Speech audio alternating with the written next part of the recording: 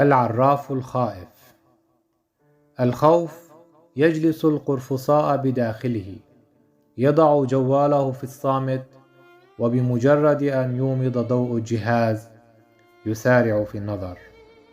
تهب الرياح الشديدة لتفتح نافذة الشرفة غير المغلقة بإحكام. يومض وميض سيارة الشرطة، يدخل الوميض عينيه التي ذهب عنهما النعاس. يدخل للحمام محاولا إخراج الخوف الذي تجسد على هيئة إمساك مزمن. نسي باب التواليت مفتوحا، يحاول إغلاقه وهو مكشوف المؤخرة. يسقط المفتاح، يود مسح البول العالق أسفل رأس قضيبه. يتفاجأ بانتهاء ورق التواليت، ينهض، من ثم يعاود الجلوس. تجسد خوفه على هيئة حصوة تمنعه من البول لآخر قطرة. يعود للسرير ليغلق نافذة الشرفة. قبل الوصول إليها يصطدم بكرسي. لم يشعل الضوء كي لا يذهب النعاس تماما. الكرسي جعله يتألم. إصبع قدمه اليمنى الكبير اصطدم بأحد رجلي الكرسي الخلفية. يلعن الكرسي ألف لعنة، ثم يلعن العتمة، ويلعن الخوف المقيم كضيف ثقيل. لا يمل من الإقامة الجبرية في هذا الكون الخائف. يبحر في تفكيره البعيد، يريد فهم الارتعاد والفزع الذي يتوغل في دقائق وجزئيات حياته، بل وحيوات كل الكائنات الناطقة منها وغير الناطقة.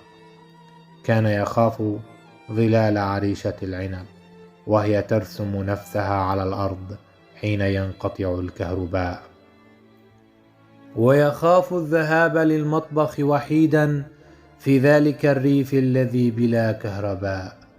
يرافق أمه الفزعة وينتظرها خلف المرحاض الطيني البعيد عن غرفة النوم مسافة 50 متر، حتى تنتهي من قضاء حاجتها في تلك المنازل الريفية التي تتباعد الغرف عن بعضها البعض، حيث يتوسط اسطبل الغنم والدجاج والحمام، غرفة استقبال الضيوف الكبيرة، والغرفة الطينية لصنع خبز التنور من جهة الشرق. أما المطبخ فيبعد عن غرفة الضيوف ويجاور المرحاض الذي صمم على عجل والمظلم طوال الليل. فلكي تذهب لقضاء حاجة يجب أن تصطحب معك سراجا أو بيلا كي تبصر الطريق المظلم، وليبتعد عنك الكلب وقطيعه من الجراء المشاكسة التي لا تبارح تلك الأماكن، بخاصة زاوية المرحاض التي على يمينه. ثمة غرفة لتكديس الحطب وأخرى للتبن. عاش مع الخوف في سجال دائم وتعنيف عاناه حياله. يتحسس نبضه، ذاكرته التي تعاند الفزع.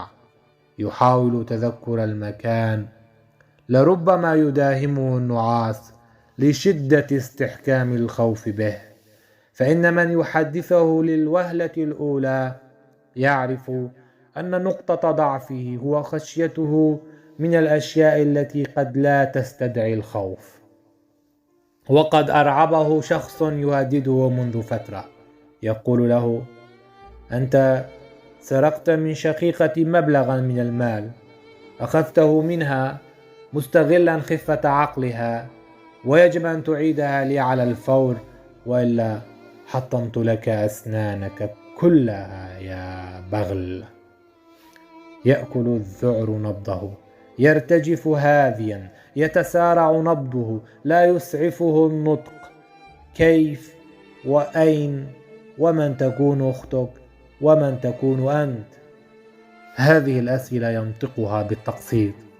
يملك المهدد نبرة مفخمة كأنه تدرب عليها إثر مشاهداته لأفلام عصابات المافيا.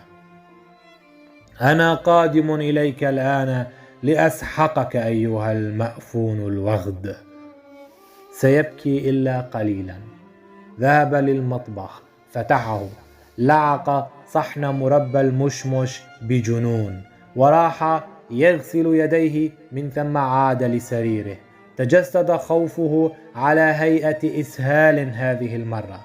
قبل أن يصل ويجلس على كرسي التواليت، راح يبدل كلسونه المشقوق، لقد تبرز فيه. تجسد الفزع على هيئة المربى. تذكر نكتة في ذروة خوفه، ذهب يبحث عنها في جوجل، وجدها، وقبل أن يهم بقراءتها ظهر إعلان سياسي عن حرب نووية وشيكة يشعلها الدب الروسي، الذي جعل العالم يتعرف على خوف غير مسبوق منذ الحرب العالمية الثانية.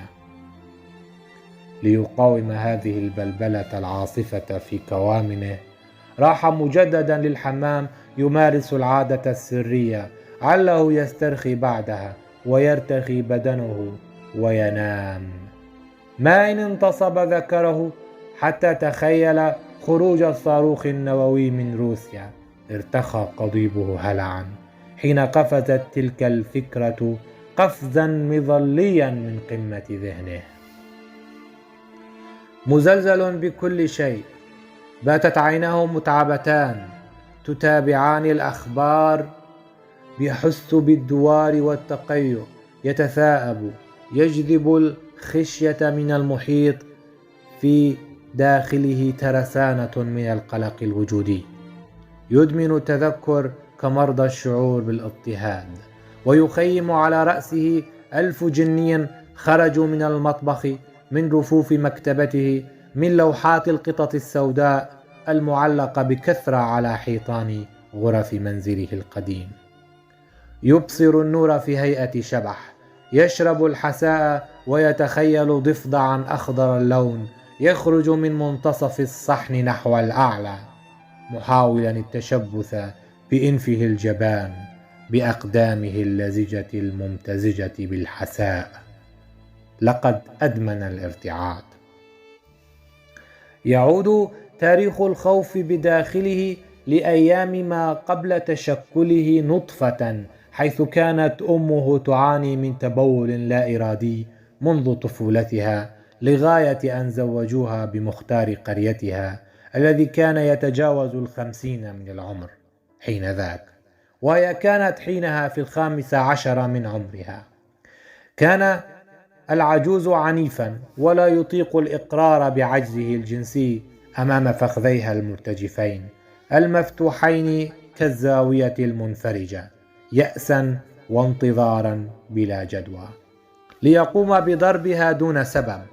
خوفها نما بتراكمية أشبه بمكان تجمع القمامة، هكذا تغول وتشعب وتفرع كأنهار صغيرة تتوالد من نهر كبير، أو كرؤوس أفاع تناسلت من تنين كبير. يتذكر جيدا ظلم والدة أبيه لوالدته، وتجويعهما له ولأمه القاصر، التي لم تكن تجيد الدفاع عن نفسها والشكوى لأهلها عما تلقاه من معاملة سيئة، مما دفعها لكبت خوفها وتداخل في هرموناتها. وبات الخوف ينتقل جينيا على هيئة تلاقح سائل الوالد العاجز جنسيا مع تلك البويضة المرتعدة. هذا ما جعل الجنين يحضر للدنيا بقلب ضعيف تتعلق به عناكب القلق لتنصب شباكها حوله، حتى بدا صبيا يحملق فيما حوله بعينين كبيرتين تستوطنان وجها صغيرا عبوسا كالرغيف البائت، وفما مفتوحا كبئر، حيث نما الخوف معه واكتسى معارفه ورغبته في الدخول لمعترك الحياة.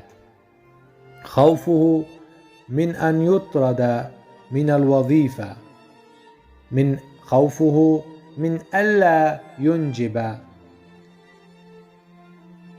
جعله بالفعل عاجزا عن ممارسة الجنس مع زوجته المتسلطة سليطة اللسان، والتي هجرته قبل أن يكمل زواجه منها السنة. التقاطه العجيب لما سيحدث نتيجة إدمانه للقراءة ومتابعة الأخبار جعله يتنبأ باكرا بما سيحدث، الأمر الذي جعله يصدم محيطه بتوقعاته المفاجئة. راح يهتم كثيرا بالعرافة في الآونة الأخيرة، وأصبح يذيع توقعاته السوداء في جلساته مع الذين يرتادون المقاهي ويتصفحون الجرائد الإخبارية. ذاع صيته أكثر عندما تنبأ بمرض تنفسي قد يصيب البشرية كلها، وقد يكون مثل الإنفلونزا الإسبانية. كان ذلك قبل 5 سنوات من تفشي وباء كورونا. ومما جعله محل صيت واسع جلوس أحدهم في ذلك المقهى حينما راح يسرد تنبؤه بحلول المرض الذي سينتشر كالنار في الهشيم. وقد كان أحد طلبة كلية الإعلام حينها جالسا، وظل ما قاله عالقا في ذاكرته لحين ظهر وباء كورونا من الصين وانتشر في بقية أنحاء العالم. كان يقول مرتعدا: يا شباب احذروا، يا كهول أنصتوا جيدا، يا من تلتهمون التبغ بشحمه ولحمه، حاذروا مرضا يفتك برئاتكم التنفسية. لم يكترث بتحذيرات أحد، فقد كان من في المقهى يعرفونه أنه على حافة الجنون قاب قوسين أو أدنى. راحت الصحافة تنقل خبر العراف الذي صدقت نبوءته، عراف البلدة، ذلك الخائف من ظله والذي بات حديث باعة الأرصفة ورواد كل المقاهي. راح يصدم الناس بنبوءة جديدة قيد التأكد من أن تتحقق أو لا. قال بأن حروب الوكالة ستكون بديلا عن حدوث حرب نووية قد تنهي البشرية. صاح يا رواد مقهانا الجميل، سيطل عصر جديد بداية عام 2020، عام الحروب التي ستنشب في كل مكان، حروب مختلفة بأحجام ومقاسات متنوعة بأشكال مرعبة. سيختلط كل شيء ببعضه، سينشأ شكل بيولوجي جديد للإنسان لم نعهده من قبل، سينمو للإنسان ذيل وقرن يتوسط أعلى جبين الإنسان، سيعم الخوف سماء تغطي السماء، وينتشر صقيع حقيقي، ويأتي على البشرية شتاء أبدي.